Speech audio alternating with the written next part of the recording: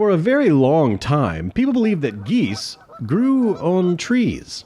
All because of this, the goose barnacle, and its passing resemblance to this, the barnacle goose. So named because, well, you see, people in medieval Europe observed two things. One, they would often find goose-ish looking barnacles in the water attached to pieces of driftwood, and two, despite the fact that they saw barnacle geese living around them during much of the year, during the summer they could never find any barnacle goose eggs or catch any barnacle geese mating or building nests.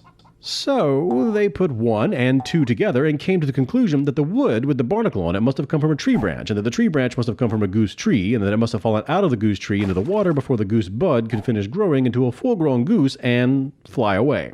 The missing piece of the puzzle was migration, something that science would not explain until several centuries later. And without that one crucial bit of knowledge, the belief that geese grew on trees lasted for a very long time and made its way into some very nice-looking books. They had reached a conclusion, and then they came up with a story to explain it. And this sort of backward thinking used to explain a whole lot, actually. Learned people going all the way back to Aristotle believed that flies came from tainted meat, and that mice came from piles of dirty rags, and that the source of diseases like cholera was the stinky air that people who died of cholera tended to produce.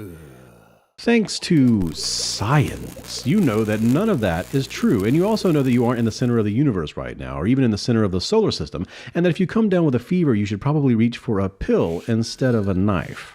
But have you ever wondered why you needed science to tell you those things? Just like the people who believed in goose trees, your natural way of understanding the world is to start with a conclusion and then polish and protect that conclusion with biased observations. Science keeps you from becoming too attached to your assumptions by subjecting them to as much abuse as possible. It forces you to look for evidence to the contrary. It seeks the truth by revealing the false. Over the years, this method has eliminated so many ridiculous hypotheses that in a few generations your species went from burning witches and drinking mercury to mapping the human genome and playing golf on the moon. Just know for now, your hamster wheel of limited knowledge will keep spinning unless you challenge your beliefs on a routine basis. Luckily, scientists all over the world are doing that for you right now, for flavors of ignorance you've yet to even discover. And that's why you don't believe that geese grow on trees, and why, with a little effort, you can beat your brain.